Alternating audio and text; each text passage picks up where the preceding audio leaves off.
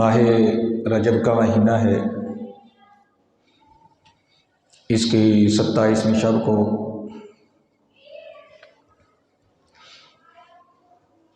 خالق کائنات جل مجدہ نے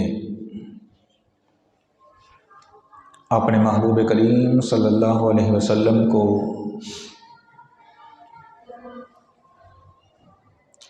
ایک عظیم معجزہ یعنی معجزہ معراج سے سرفراز فرمایا۔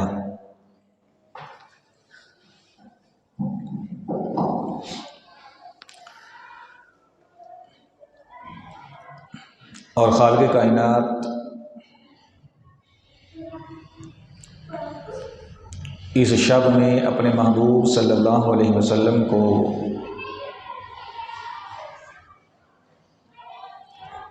لامکان کی ان وسعتوں میں لے گیا کہ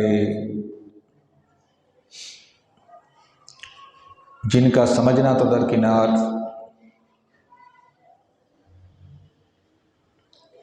ان کا ادراک بھی عقل انسانی کے اندر نہیں آ سکتا۔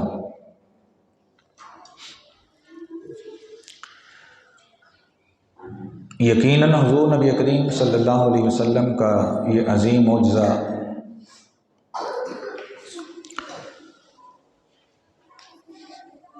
تاریخ انسانی کے حوالے سے بھی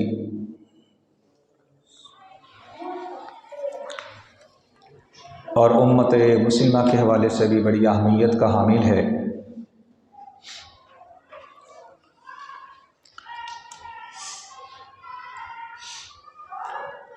کیونکہ یہ وہ عظیم شرف ہے جو خالق کائنات جل مجدہ نے صرف ہمارے محبوب صلی اللہ علیہ وسلم کو پوری کائنات کے اندر عطا فرمایا کہ رب ذوالجلال نے لامقام میں بلا کر آپ کو اپنے انوار و تجلیات سے سرفراز فرمایا، اور بے حجاب رب ذوالجلال نے اپنے محبوب کریم صلی اللہ علیہ وسلم کو اپنا دیدار عطا فرمایا۔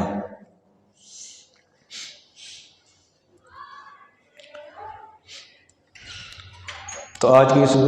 گفتگو کے اندر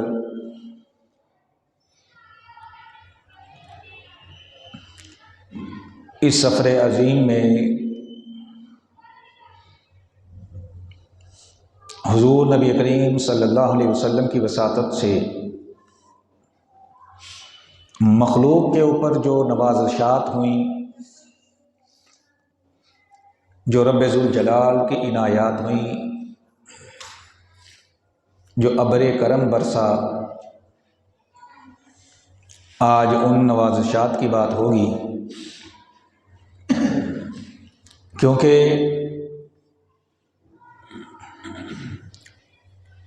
اس شب معراج کے اندر یقیناً حضور نبی کریم صلی اللہ علیہ وسلم پر تو اللہ رب العزت کی نوازشات ہوئیں، اللہ رب العزت نے بے پناہ لطف و کرم فرمایا، لیکن اس کے ساتھ ساتھ حضور کے صدقے کے اندر اس پورے عظیم سفر میں شروع سے لے کے انتہا تک رب ذوالجلال نے مخلوقات میں جو بھی ہیں، وہ انسان ہیں، حیوانات ہیں، جمادات ہیں، ملائکہ ہیں، اللہ تبارک و تعالی نے حضور نبی کریم صلی اللہ علیہ وسلم کے صدقہ میں ان سب پر اپنی عنایتوں اور نوازشات کی بارش فرمائی۔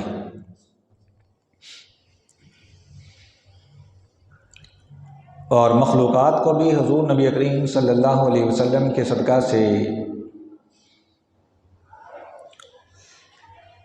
اس عظیم معجزے کا فیض ملا۔ بچوں کو ذرا بٹھا دو نا، بار بار ڈسٹرب کر رہے ہیں۔ اور حضور نبی کریم صلی اللہ علیہ وسلم کی وساطت سے مخلوقات کو بھی اللہ تبارک و تعالی نے اپنی عنایات، اپنی نوازشات عطا فرمائیں۔ تو آج انہی نوازشات کا ذکر ہوگا کہ جو حضور نبی کریم صلی اللہ علیہ وسلم کے وساطت سے مخلوقات کے اوپر ہوئی ہیں۔ ان میں سب سے پہلی نوازش جو ہے وہ تو اس امت کے لیے تھی، بلکہ ساری کائنات انسانیت کے لیے تھی کہ جمیع مخلوقات میں سے اللہ تبارک و تعالی نے جو شرف انسان کو عطا کیا، کیونکہ حضور نبی کریم صلی اللہ علیہ وسلم جن سے انسان سے ہیں، تو جو شرف انسان کو ملا وہ کسی اور مخلوق کو نہیں مل سکا، کہ اللہ تبارک و تعالی نے اپنا قرب خاص جو حضور نبی کریم صلی اللہ علیہ وسلم کی صورت میں حضرت انسان کو عطا کیا، وہ کائنات کی کسی مخلوق کو نہیں ملا، خواہ وہ مقرب فرشتے ہی کیوں نہ ہوں۔ تو اس لحاظ سے ساری کائنات کا جو کائنات انسانیت ہے اس کا سر فخر سے بلند ہوا کہ اللہ تبارک و تعالی نے جمیع مخلوقات میں سے یہ معجزہ معراج کی صورت میں جو شرف انسان کو عطا کیا ہے، وہ شرف، وہ اعزاز اللہ تبارک و تعالی نے کسی اور مخلوق کو عطا نہیں فرمایا۔ تو اس لحاظ سے یہ ساری کائنات انسانیت پر اللہ تبارک و تعالی کی عظیم نوازش تھی اس رات، کہ اللہ تبارک و تعالی نے حضرت انسان کو وہ مقام، وہ مرتبہ عطا کیا کہ جس پر کوئی مقرب فرشتہ بھی نہیں پہنچ سکتا۔ پھر دوسرے نمبر پر حضرت جبریل علیہ السلام پر جو اس رات نوازش ہوئی کہ وہ اللہ تبارک و تعالیٰ کی طرف سے قاصد بن کر وہ پیغام حضور نبی کریم صلی اللہ علیہ وسلم کی طرف لے کر آئے جو اس سے پہلے کسی نبی اور پیغمبر کے لیے نہیں لے کر آئے تھے۔ اور وہ پیغام کیا تھا؟ ان ربک یشتاق الیک، اے محبوب چلیے آپ کا رب آپ سے ملاقات کے لیے مشتاق ہے۔ یہ وہ پیغام ہے، یہ وہ میسج ہے جو کائنات میں کسی نبی اور پیغمبر کے لیے نہیں آیا۔ تو اس میں جبریل امین کی بھی سعادت تھی، اور ان پر بھی اس رات یہ اللہ تبارک و تعالیٰ کی عنایت تھی اور لطف و کرم تھا کہ جبریل امین علیہ السلام اللہ تبارک و تعالیٰ کا وہ پیغام حضور کی طرف لے کر آئے کہ جو پیغام آج سے پہلے کسی اور نبی اور پیغمبر پر نہیں آیا۔ اور پھر صرف جبریل امین اکیلے ہی نہیں آئے بلکہ 70,000 فرشتے بھی ساتھ تھے، جنہیں حضور نبی کریم صلی اللہ علیہ وسلم کی خدام کی حیثیت سے آپ کے ساتھ سفر معراج کرنے کی سعادت حاصل ہوئی۔ تو یہ ان 70,000 کے اوپر بھی اللہ تبارک و تعالیٰ کی نوازش تھی کہ وہ اس رات حضور نبی کریم صلی اللہ علیہ وسلم کی خدمت میں حاضر ہوئے اور آپ کے ساتھ انہیں یہ سفر کرنے کا موقع میسر آیا، اور اللہ تبارک و تعالیٰ نے ان پر بھی لطف و کرم کی بارش فرمائی۔ پھر آپ کی سواری کے لیے براق کو پیش کیا گیا، اور وہ براق روایات کے اندر آتا ہے 40,000 جنتی براقوں سے اس ایک کا انتخاب کیا گیا تھا۔ تو اس لحاظ سے اس براق کی بھی اس رات معراج تھی، اور اس پر بھی اللہ تبارک و تعالیٰ کی نوازشیں تھیں، عنایتیں تھیں اس رات، کہ 40,000 براقوں میں سے اللہ تبارک و تعالیٰ نے اس ایک کو اپنے محبوب صلی اللہ علیہ وسلم کی سواری کے لیے منتخب فرمایا۔ اور یہی وجہ ہے کہ جب حضور نبی کریم صلی اللہ علیہ وسلم اس پر سوار ہونے لگے تو اس کو وجد آ گیا، اس پر کپ کپی طاری ہوئی، راشا طاری ہوا، اس نے حرکت کی، اور اس کی اس حرکت کے اوپر محدثین نے بحث کی اور کہا کہ اس نے یہ حرکت اس طرح نہیں کی تھی کہ جس طرح شرارتی گھوڑا حرکت کرتا ہے، شیخی کی وجہ سے اس نے حرکت نہیں کی تھی، بلکہ در حقیقت اسے اپنی قسمت کے اوپر ناز آ رہا تھا کہ میں کتنا بلند بخت ہوں کہ اللہ تبارک و تعالیٰ میں سے اللہ رب العزت نے 40,000 میں سے میرا انتخاب فرمایا ہے اپنے محبوب صلی اللہ علیہ وسلم کی سواری کے لیے۔ اور اس حرکت کو صوفیہ کی زبان کے اندر وجد کہا جاتا ہے، اور یہ اسی طرح کا وجد تھا جس طرح کا وجد احد پہاڑ کو آ گیا تھا کہ جب حضور نبی کریم صلی اللہ علیہ وسلم حضرت صدیق اکبر رضی اللہ عنہ، حضرت عمر فاروق اور حضرت عثمان غنی رضی اللہ تعالی عنہما اپنے ان تینوں یاروں کے ساتھ جب حضور احد پہاڑ کے اوپر تشریف لے گئے تو احد پہاڑ کے اندر حرکت ہوئی، یعنی احد پہاڑ وجد میں آ گیا۔ اور بخاری کی روایت ہے حضور نبی کریم صلی اللہ علیہ وسلم نے اسے فرمایا اثبت احد، اے احد ٹھہر جا، رک جا، فَإِنَّمَا عَلَيْكَ نَبِيٌّ وَصِدِّيقٌ وَشَهِيدَانِ، تو جانتا نہیں ہے تجھ پر ایک اللہ کا نبی تشریف فرما ہے، ایک صدیق تشریف فرما ہے، اور 2 شہید تیرے اوپر تشریف فرما ہے۔ تو جس طرح اس وقت احد پہاڑ کو یہ وجد آیا تھا کہ میں کتنا خوش بخت ہوں کہ حضور نبی کریم صلی اللہ علیہ وسلم، حالانکہ پہاڑ تو بے جان ہے، وہ تو پتھر ہے، لیکن پتھر جو ہیں ان کے اندر بھی حضور نبی کریم صلی اللہ علیہ وسلم کی محبت اس طرح ہے کہ حضور کے قدمین شریفین جب اس پہاڑ کے اوپر لگے ہیں، ان پتھروں کے اوپر لگے ہیں، تو اس پہاڑ کو بھی وجد آ گیا ہے۔ تو حضور نبی کریم صلی اللہ علیہ وسلم نے فرمایا رک جاؤ، تم دیکھتے نہیں ہو کہ تمہارے اوپر اللہ کا نبی تشریف فرما ہے اور میرے ساتھ صدیق ہیں اور 2 شہید ہیں۔ تو اسی طرح کا وجد یہ براق کو آیا جب حضور نبی کریم صلی اللہ علیہ وسلم براق کے اوپر تشریف فرما ہونے لگے تو براق نے مچلنا چاہا، تو جبریل نے کہا کہ رک جاؤ اور دیکھو کہ تمہارے اوپر کون ذات جو ہے وہ تشریف فرما ہونے والی ہے۔ تو یہ براق کے اوپر بھی اس رات اللہ تبارک و تعالیٰ کی یہ نوازش تھی، عنایت تھی حضور نبی کریم صلی اللہ علیہ وسلم کے صدقہ سے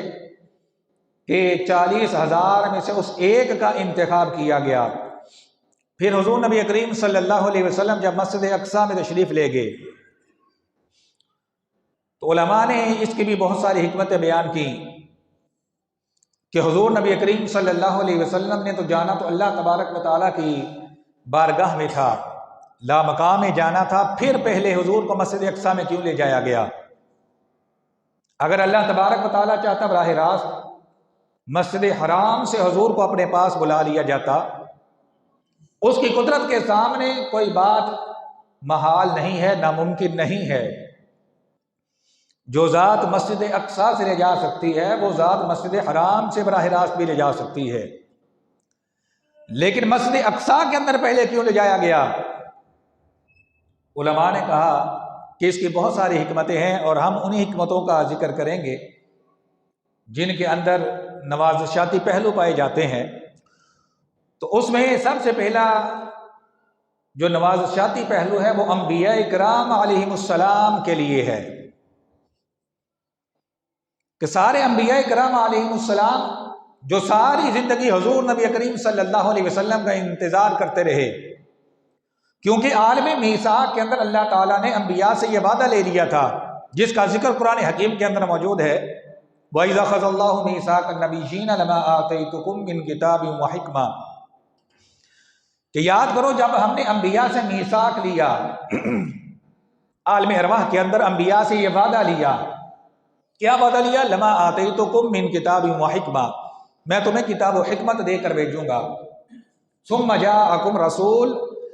پھر جب میری شانوں والا رسول تمہارے پاس آ جائے، جسے میں شان عطا فرماؤں گا، وہ میرا شانوں والا رسول جب تمہارے پاس آ جائے، مصدق لما معکم، تم نے ان کی تصدیق کرنی ہے، لتؤمنن بہ ولتنصرن، اور تم نے ان پر ایمان لانا ہے اور ان کی مدد کرنی ہے۔ اور روایات کے اندر ہے کہ سارے انبیاء کرام علیہ السلام اپنی زندگیوں کے اندر حضور نبی کریم صلی اللہ علیہ وسلم کا انتظار کرتے رہے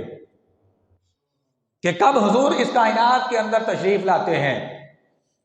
کیونکہ نبی مطلق جو ہیں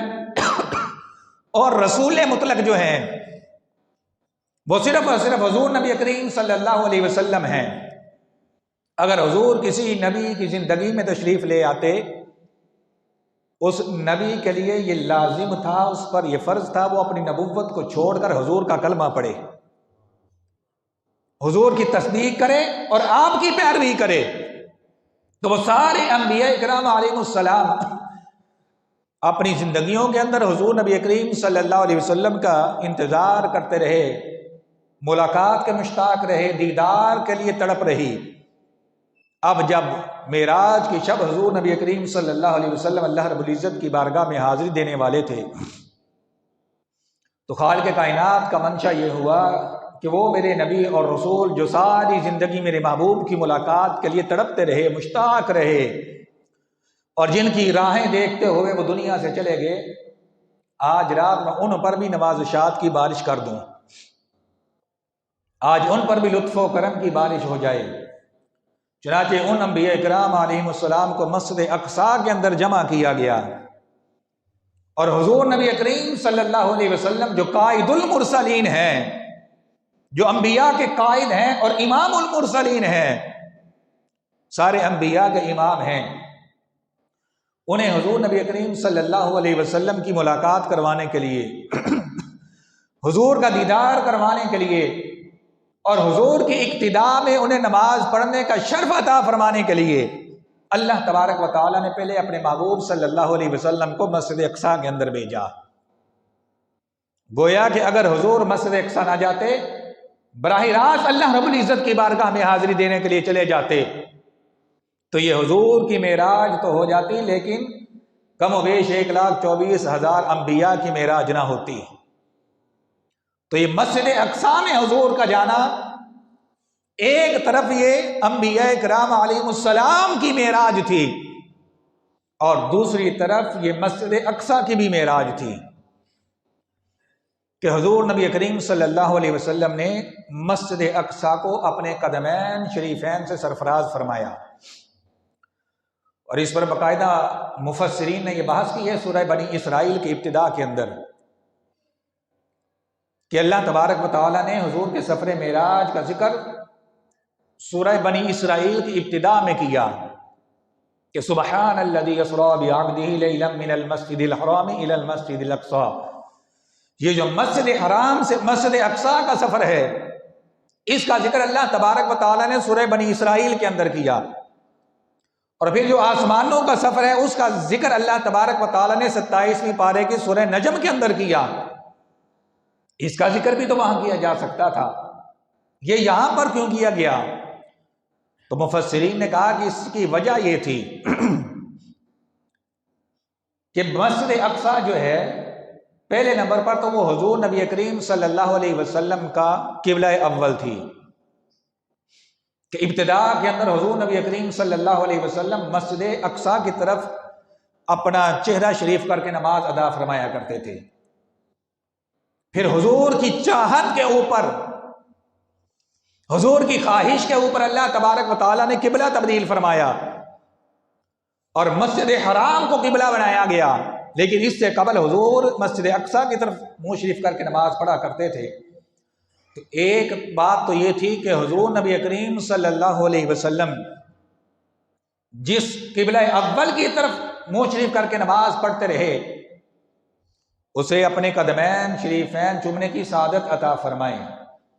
اور دوسرا یہ کہ حضور نبی کریم صلی اللہ علیہ وسلم سے قبل چونکہ مسجد اقصیٰ جو ہے یہ یہود و نصارہ کا بھی قبلہ تھی، اور یہود و نصارہ کی وجہ سے مسجد اقصی پر بڑے مظالم ڈھائے گئے۔ اس کا سبب ان کے گناہ اور ان کی بدکاریاں تھیں، ان کی بداعمالیاں تھیں، جس کی وجہ سے مسجد اقصی کا تقدس بری طرح سے پامال ہوتا رہا۔ لیکن جب معراج کی رات آئی تو اللہ تبارک و تعالیٰ نے اپنے محبوب صلی اللہ علیہ وسلم کو مسجد اقصی کے اندر بھیجا، اور مسجد اقصی کے اوپر جو مظالم ڈھائے گئے، اس کا جو تقدس پامال ہوا، اس کا ذکر سورہ بنی اسرائیل کے اندر ہے۔ تو اللہ تبارک و تعالیٰ نے وہ مظالم جو مسجد اقصی کے اوپر ہوتے رہے، جو بے ادبی ہوتی رہی، اس کی بے حرمتی ہوتی رہی، اس کا ذکر سورہ بنی اسرائیل میں کرنے سے پہلے اللہ تبارک و تعالیٰ نے ابتدا کے اندر ہی اپنے محبوب صلی اللہ علیہ وسلم کے اس عظیم سفر کا ذکر فرما دیا۔ آپ کا مسجد حرام سے جو مسجد اقصی کا سفر ہے اس کو بیان کر دیا، اور یہ اس لیے بیان کیا کہ ٹھیک ہے پہلے مسجد اقصی کی بے حرمتی ہوتی رہی، یہود و نصارہ کی وجہ سے اس کا تقدس پامال ہوا، لیکن اب کوئی یہ نہ سمجھے کہ اس کا تقدس ختم ہو گیا، اس کی حرمت ختم ہو گئی۔ نہیں، ہم نے اپنے محبوب صلی اللہ علیہ وسلم کو وہاں مسجد اقصی میں بھیج کر اس کا تقدس پہلے سے بھی زیادہ فرما دیا ہے، اس کا ادب پہلے سے زیادہ کر دیا ہے، اس کی حرمت پہلے سے زیادہ کر دی ہے، اس کا مقام و مرتبہ پہلے سے بھی زیادہ کر دیا ہے۔ اور کتنا کر دیا ہے کہ روایات کے اندر یہ بات موجود ہے کہ حضور نبی کریم صلی اللہ علیہ وسلم جب مسجد اقصی میں تشریف نہیں لے گئے تھے، وہاں پر ایک نماز پڑھیں تو ایک نماز کا ثواب تھا، لیکن جب حضور نبی کریم صلی اللہ علیہ وسلم کے قدم مبارک وہاں لگ گئے ہیں، اب مسجد اقصی کا مقام اور مرتبہ یہ ہے،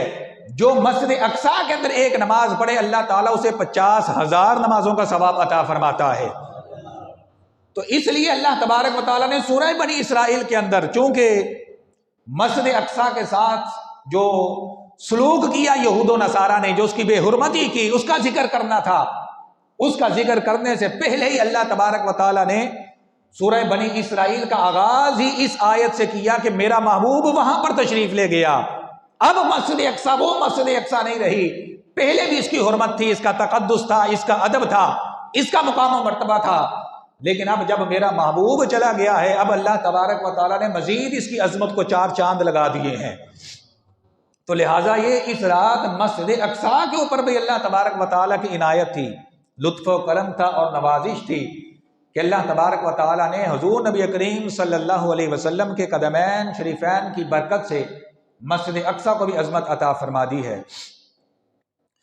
پھر حضور نبی کریم صلی اللہ علیہ وسلم کا یہ جو عظیم سفر ہے، جس میں میں عرض کر رہا ہوں کہ جمیع مخلوقات کے اوپر اللہ تبارک و تعالیٰ کی نوازشات ہوئیں، عنایات ہوئی، لطف و کرم ہوا، ان نوازشات میں سے جو سب سے زیادہ حصہ ملا ہے،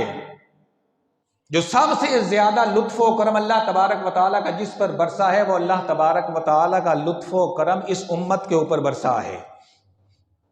جو سب سے زیادہ نوازشات اللہ تبارک و تعالیٰ نے فرمائی ہیں، وہ اس رات اس امت کے اوپر فرمائی ہیں۔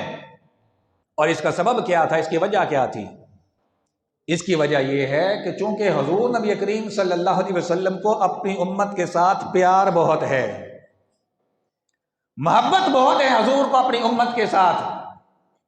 اس وجہ سے اللہ تبارک و تعالیٰ نے اس رات جہاں اپنے محبوب کریم صلی اللہ علیہ وسلم پر بے پناہ لطف و کرم فرمایا اور بے پناہ نوازشات فرمائیں، اسی طرح اللہ تبارک و تعالیٰ نے حضور نبی کریم صلی اللہ علیہ وسلم کے صدقہ سے اس امت پر بھی بے پناہ لطف و کرم فرمایا اور بے پناہ نوازشات اور بے پناہ عنایات اس رات اس امت کے حصے کے اندر بھی آئیں۔ اور پھر دیکھیے کہ اس سے بڑھ کر اور کیا بات ہوگی کہ حضور نبی کریم صلی اللہ علیہ وسلم نے اس سارے سفر کے اندر کسی موقع کے اوپر بھی اپنی امت کو نہیں بلایا ہے۔ یہ بہت بڑی بات ہے کہ حضور نبی کریم صلی اللہ علیہ وسلم حاضری دینے کے لیے جا رہے ہیں اللہ تبارک و تعالیٰ کی بارگاہ کے اندر، آیات الہیہ کا مشاہدہ کرنے کے لیے جا رہے ہیں، لیکن جو بھی خاص موقع آیا ہے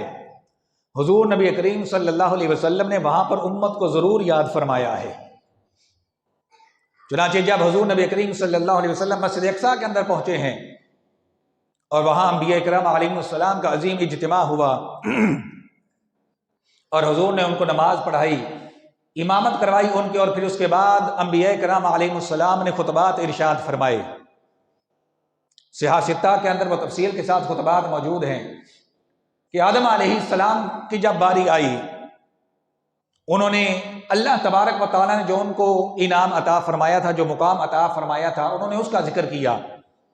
کہ تمام تعریفیں اللہ تبارک و تعالیٰ کے لیے ہیں، اس نے مجھے خاص اپنے دست قدرت سے پیدا فرمایا اور فرشتوں سے مجھے سجدہ کروایا، اور میری ذریت کے اندر اس نے انبیاء اکرام پیدا فرمائے۔ نوح علیہ السلام کا جب خطبہ آپ پڑھتے ہیں تو نوح علیہ السلام اللہ تبارک و تعالیٰ کی تعریف کرتے ہوئے یہ کہتے ہیں کہ سب تعریفیں اللہ تبارک و تعالیٰ کے لیے ہیں جس نے میری دعا کو قبول فرمایا۔ یعنی جب انہوں نے کافروں کے لیے کہا تھا قال نوح رب لا تذر علی الارض من الکافرین دیارا، اے اللہ روئے زمین پر ایک کافر بھی نہ چھوڑنا، تو اللہ تبارک و تعالیٰ نے ان کی دعا کو قبول کر لیا تھا اور طوفان آیا تھا اور سارے غرق ہو گئے تھے۔ تو کہا تمام تعریفیں اللہ تبارک و تعالیٰ کے لیے جس نے میری دعا کو قبول فرمایا اور اس طوفان کے اندر میری کشتی کو نجات عطا فرمائی۔ ابراہیم علیہ السلام کی جب باری آئی، انہوں نے اللہ تبارک و تعالیٰ کی تعریف کی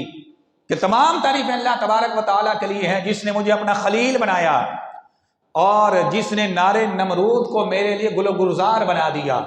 آگ کو میرے لیے سلامتی والی بنایا گیا۔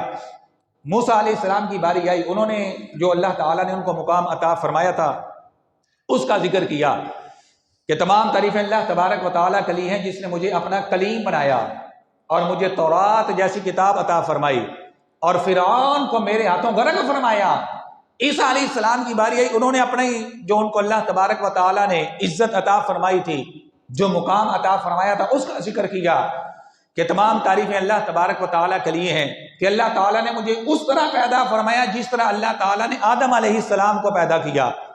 پھر اللہ تبارک و تعالیٰ نے مجھے یہ شرف بخشا کہ میرے ہاتھوں سے مادرزاد اندھے ٹھیک ہو جاتے تھے اور برس کے مریض جو ہیں وہ ٹھیک ہو جاتے تھے، اور میں اللہ کے اذن سے مردوں کو زندہ کر دیتا تھا۔ سارے انبیاء کرام علیہم السلام نے یہ خطبے ارشاد فرمائے، اور ان خطبات کے اندر انہوں نے جو مقام جو عزت ان کو دی گئی تھی صرف اس کا ذکر کیا، اپنی امت کا ذکر کسی نبی نے نہیں کیا۔ لیکن ہمارے محبوب صلی اللہ علیہ وسلم کی کمال شفقت ہے اپنی امت کے اوپر اور کمال محبت ہے اپنی امت کے ساتھ کہ وہاں پر بھی انبیاء کرام علیہ السلام کے اس عظیم اجتماع کے اندر کہ جہاں جو موجود تھا یا نبی تھا یا رسول تھا یا فرشتے تھے، کوئی عام بندہ وہاں پر تھا ہی نہیں، اس عظیم اجتماع کے اندر بھی حضور نبی کریم صلی اللہ علیہ وسلم نے اپنی امت کو نہیں بلایا، کسی نبی نے اپنی امت کا تذکرہ نہیں فرمایا،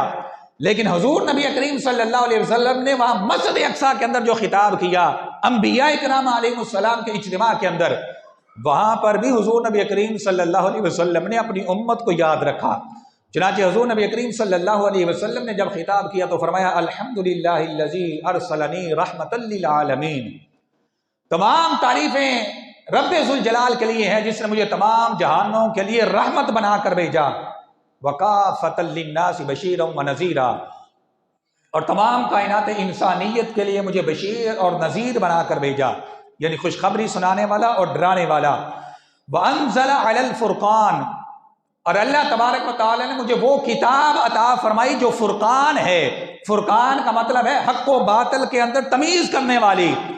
حق اور باطل کے اندر فیصلہ کرنے والی، حق اور باطل کو جدا جدا کرنے والی۔ فرمایا اللہ تبارک و تعالی نے مجھے وہ کتاب عطا فرمائی جو فرقان ہے، فیہ تبیان کل شیء، اور اس کتاب کے اندر ہر شے کا ذکر موجود ہے۔ وجعل امتی خیر امت اخرجت للناس، اور اللہ تبارک و تعالی نے مجھے وہ امت عطا فرمائی جو ساری امتوں کی سردار امت ہے۔ دیگر انبیاء کرام علیہ السلام میں سے کسی نے اپنی امت کا ذکر نہیں کیا، اور حضور نبی کریم صلی اللہ علیہ وسلم وہاں انبیاء کرام علیہ السلام کے اجتماع کے اندر اپنی امت کا ذکر فرما رہے ہیں۔ اور امت کو یہ شرف کیوں ملا ہے؟ یہ حضور کے قدمین شریفین کا صدقہ ہے، حضور کا صدقہ ہے جو اس امت کو یہ شرف ملا ہے۔ فرمایا اللہ تبارک و تعالیٰ نے مجھے وہ امت عطا فرمائی جو تمام امتوں سے بہتر ہے، وجعل امتی امتا وسطا،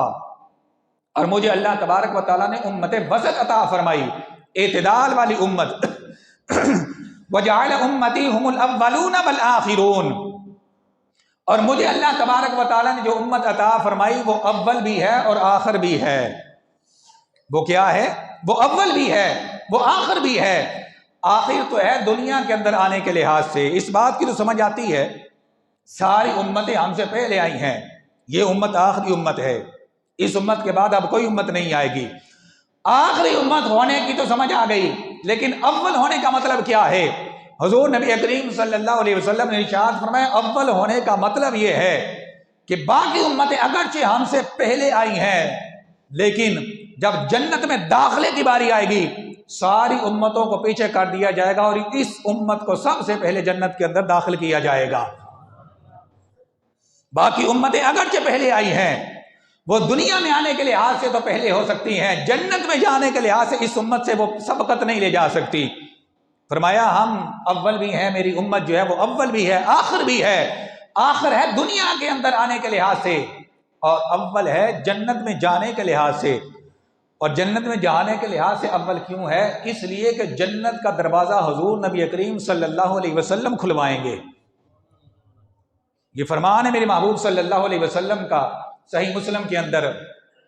فرمایا میرے جانے سے پہلے جنت کا دروازہ نہیں کھولا جائے گا، جب میں جاؤں گا جنت کے دروازے کے اوپر، اور جو جنت کا دربان ہے جن کا نام حضرت مالک ہے، وہ فرشتہ جس کا نام حضرت مالک ہے، جو جنت کے دربان ہیں وہ اس دروازے کے اوپر ان کی ڈیوٹی ہے، وہ دروازہ نہیں کھولیں گے۔ میں جاؤں گا، جا کر دروازہ کھٹکاؤں گا، وہ پوچھیں گے کہ کون ہے، تو میں کہوں گا انا محمد صلی اللہ علیہ وسلم۔ جب میں اپنا تعارف کرواؤں گا تو فوراً جنت کا دروازہ کھول دیا جائے گا۔ انا میں یقرأ باب الجنہ، فرمایا میں وہ پہلا ہوں کہ جو جا کے جنت کا دروازہ کھلواؤں گا۔ تو چونکہ حضور نبی کریم صلی اللہ علیہ وسلم جنت کا دروازہ کھلوائیں گے تو آپ کے صدقے میں آپ کی امت کو سب سے پہلے جنت کے اندر داخل کر دیا جائے گا۔